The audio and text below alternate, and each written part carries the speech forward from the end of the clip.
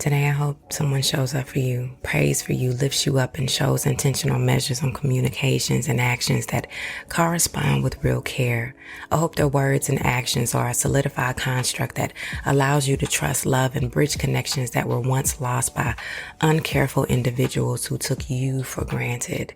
I hope their selflessness shows you that good individuals are indeed present and you to no longer harbor distrust with people based on previous circumstances. I pray that the goodness and light people show you today minimizes the brokenness you once suffered and is an immediate reminder that you are deserving of people with good spiritual connections and ties that are meant to elevate you and help you succeed. Last, I hope that their energy is so beautiful that you reciprocate this to others. When we give, someone is receiving something beautiful worth sharing to others. You deserve the message to mend your broken heart and lift your spirits. Good people are here. Let them love on you. I remember that moment when I was writing that, and just divulging all of my feelings and everything that I, was certainly feeling inside. Recapping situations where I opened up my heart to people, and I was so disappointed with the way in which they treated me.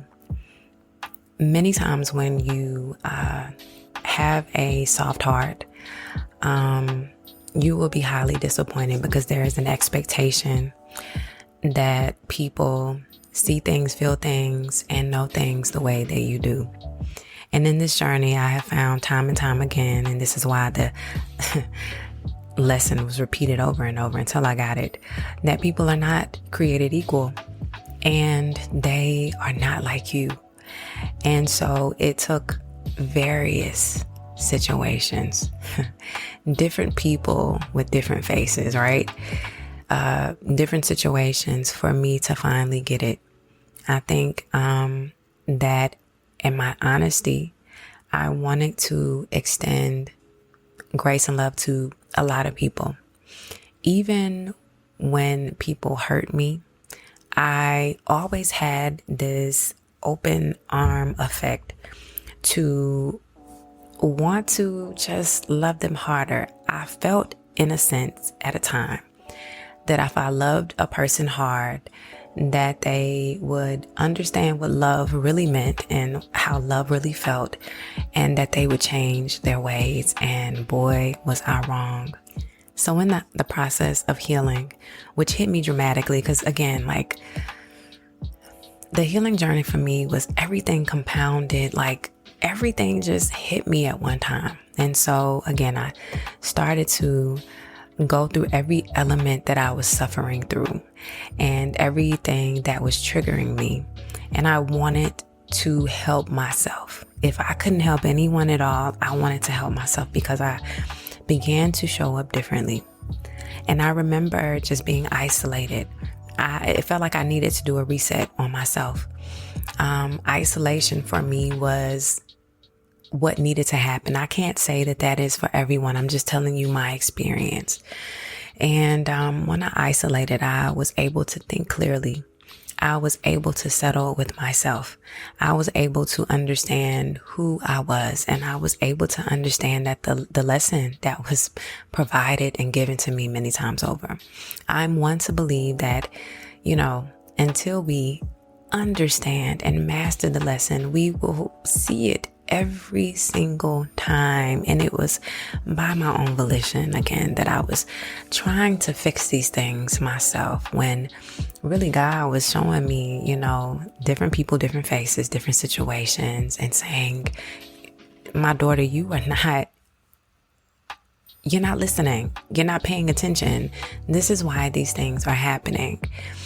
And I started to question why it was that in this suffering, I had to, feel this way when it came to people. But I realized I was the cause of my own suffering because I didn't want to listen. I didn't want to take heed. For whatever reason, maybe some form of ego, felt that if I could love, and I mean love, I could save someone by just that ounce of love and make them love me more. Until healing came and I realized, babe, it is some folks out there who will continue to be unhealed. And baby, you can't do nothing with that. So start with self. So, as I'm rearing towards the end of my healing journey, and at the time I didn't know that was the healing journey, the end, I'm sorry. I just knew that I was overcoming some things. And so when I, got to the end, I remember just, again, praying intentionally, Lord, give me some people in my life who are real. I feel like I learned a lesson, Lord. You have those conversations with God. All right, God, I'm tired of suffering down here. So it was, provide me with people with wisdom and good insight and good hearts and, people who are not going to hurt me intentionally. And give me, the ability to be wise in the way in which I walk into people's lives and how I hear the things that they say. Because, many times it is in the things that people say that are clues to how they really are. And I was real about it. I was intentional. I said, Lord, I want all of these things to happen, and I want them to manifest in my life to be the greatness, because I want to be the greatest part of me that I can possibly be. And so as things, began to just journey along in my own individual journey and healing, I began to attract the type of people that I wanted. And people were really connecting with me on a soul level, deep down. I remember when I just, first started writing notes that I would put on my Instagram, my personal Instagram. People would reach out to me and we would talk. And there was this measure of equality in the way in which we would go back and forth. But I was still, cautious, because I was like, Lord, am I operating the same way that I've been operating, being so open to allowing people to, have space with me and, taking up residency. And I remember having a deep conversation with a young lady. We ended up talking over a span of months, just talking. She was telling me about some things that she had going on, and we got so close. And I remember praying. I said, God, I feel like I'm doing it again. And there was this immediate feeling that I was walking in the right direction. And God didn't I didn't feel that feeling of heaviness that I did before, because I felt like, I might be doing this again. And so I retracted a little bit. And I remember we didn't talk for a while after that. We had a conversation and we stopped talking, and she reached back to me and was asking me, was everything okay? And it wasn't because she wanted to talk about her issues. It was because she was checking up on me. And so that was the moment in which I was like, okay, God, we got good people here. And we picked back up and we began to talk, and we still talk to this day. But it was the notion that I was not just being the hearer of the things that she was going through, but she was also being equal in the way she was reaching back to me and making sure that I was okay. And for that, I was like, okay, Lord, yes, it is good people you are showing me. Like, these prayers are really working. But I also want to tell you this. If we keep on building blocks, stone blocks of high walls, and putting them around ourselves and creating fortresses, we will never come to understand how people really are in their goodness. I think many times when we are hurt, we just feel that all people are the same.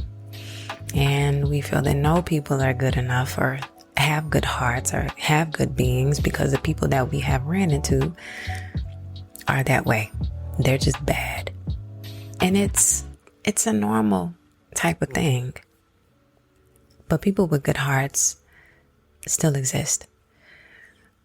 There is this connection that sits ever present with people, when you sit in a good spiritual space with someone, and I'm just going to offer this out to everyone listening. You all know of someone which you can reside in. The conversation is just vast. Y'all can talk about anything in the world.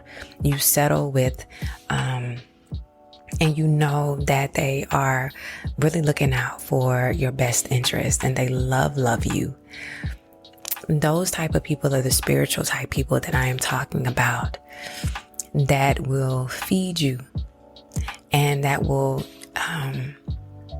give you words of love and wisdom that will carry you through in your journey, who will encourage you, who will be the light for you in moments when you really need it. And you will do that for them as well. But you have to be receptive to opening your heart and the possibility of just allowing yourself the freedom to love again and to like again and to accept again. And that is one of the hardest things to come over when you've been disappointed by people and the way in which you approach life and these situations, how you've been hurt, how you've been talked about, how you've been mismanaged, how people feel against you or trying to tear you down. That is a hard place to walk over. But then someone comes around, again, these energetic people with love and light, who will make you believe again that good people exist. Again, when I wrote that, I found the belief again.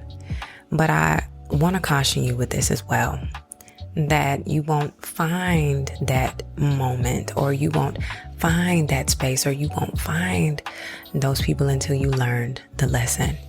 God gives us clues. He plants, little hints and notes every now and again in situations when it comes to relations, to connections and people. And many times we see the red flags and we choose to turn them green. We do. And so we repeat the cycle over and over again. And we find ourselves back into the same spot. And I want you to undo that. The next time that you are positioned in a way, in a situation where you are hurt or disappointed, I want you to think about what got you there. And let's be honest with ourselves. Like, when we have these conversations with ourselves, many times we want to come up with excuses. Well, I just didn't know. They just flip-flopped on me. And sometimes that does happen. But for the most part, people give you clues. They give you insights. They show you red flags. And you have to just settle with the fact that you ignored it and you allowed things to happen to you. Sometimes the hurt that we feel is because of us. Let's be real. It's because of us. So today I want you to be available for people to access you in love. When you have gone over the hill of accepting that you've had bad apples and that you've been knocked around a few times, that you've been disappointed in friendships and relationships, that you have gotten to your wit's end and you are ready to focus on becoming the best version of you in love. It will be a process. I won't lie to you. It'll take some time, but I don't want you to harbor hate and disdain in the spiritual sense. And I don't want you to be hard in the way in which you appear. And, the beautiful thing about being restored in love and realization of good energy and good people is that when you have that in your life, you want to return that energy to someone else. And I totally hope that is the feeling for today, tomorrow, next week, and next month. Let people love you. There are people out there who truly want to love you. There are a tribe of people who look like you, who think like you, who feel like you. Don't let bad moments and bad circumstances overweigh good circumstances that are near to come. And, most importantly, don't summarize and make those bad people to all bad people, because that's not true. Thank y'all for listening in. Thank you for just being here and being present. I want to give a shout out to 3 new reviews that came in. I'm sorry, 4. 1, 2, 3, 4. Okay, I didn't see that one. So shout out to VW423. She said, I listened to this on Spotify. She said, sorry, Apple, but I had to come here and leave a review.